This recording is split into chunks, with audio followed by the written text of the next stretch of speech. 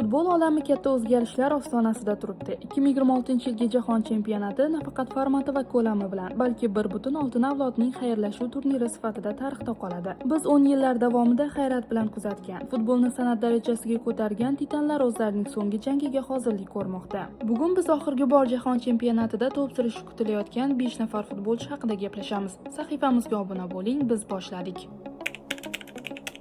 Ro'yxatimizni Belgiya futbolining oltin avlodi vakili Kevin De Bruyne ochib beradi. Yarim himoyachi o'zining kutilmagan paslari va maydonni kompyuterdek aniqlikda ko'ra olishi bilan futbol tarixida o'chmas nom qoldirdi. Biroq vaqt o'z so'zini aytmoqda. 2026-yilning 24-iyunida, ya'ni aynan mundial qizigan pallada Kevin 35 yoshni qarshilaydi. Ko'pchilik mutaxassislarning fikricha bu uning uchun so'nggi katta turnir bo'ladi. Belgiya hali chempionlikka erishmagan, balki Kevin aynan Amerikada barcha savollarga nuqta qo'yar. Xorvatiyalik sehrgar Luka Modric haqida gapirganda yosh shunchaki raqam ekaniga ishonasiz. U maydonda hamon 20 yoshli futbolchilardek shiddat bilan harakat qiladi. Oxirgi 2 mundialda o'ziga xos natija ko'rsatgan shaxmatchilar 2026-yilda ham chempionlik uchun jiddiy da'vogarlik qilishi kutilmoqda. Agar Modric bu yoshda jamoasini yana bir bor yuqori cho'qqiga olib chiqsa, u shubhasiz dunyodagi eng buyuk yarim himoyachilardan biri ekanligini tarixga muhrlab ketadi.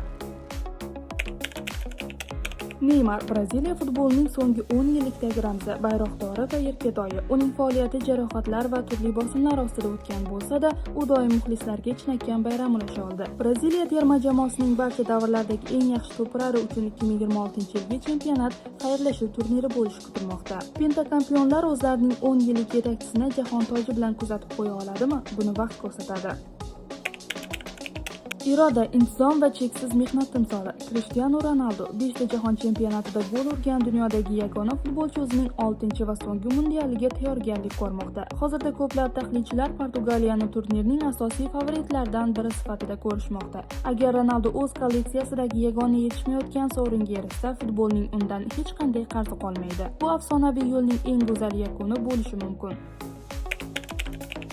Va nihoyat ro'yxatimizdagi oxirgi futbolchi Lionel Messi. 2026-yilgi mundial Messi uchun ham so'nggi bekat bo'lishi kutilmoqda. Argentina AQSh maydonlariga amaldagi chempion sifatida chempionlikni himoya qilish uchun tashrif buyuradi. Futbolning Messining futboldan qarzi qolmagan. Ammo u yana bir bor jamoasini boshlab chiqsa va g'alaba qozonsa, bu nafaqat u uchun, balki butun dunyo futbol muxlislari uchun unutilmas tarixiy voqeaga aylanadi.